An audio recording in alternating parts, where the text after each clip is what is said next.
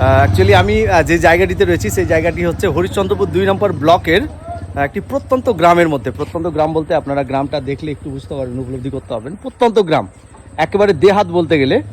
আর এই দেহাতের মধ্যেই সুন্দর একটা জিনিস, মানে যেটা একটা মানুষের জীবনে অত্যন্ত জরুরি, সেই জিনিসটি যে পরিকাঠামো তৈরি করে, যেই মেন জিনিস, সেই জিনিসটি হচ্ছে একটা লাইব্রেরি বা একটা পুস্তকের যে স্তম্ভ জায়গা থাকে সেই জায়গাটা। আর এরকম একটি জায়গাতে কিন্তু আমরা দেখতে পাচ্ছি Shirishbona library constructed with the assistance of Raja Rammohan Roy library foundation, ministry of culture, government of India.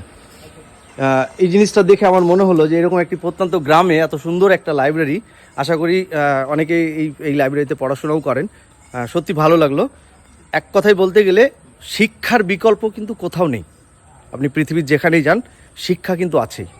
এটা জাস্ট দেখানোর জন্যই কিন্তু ভিডিওটা করলাম।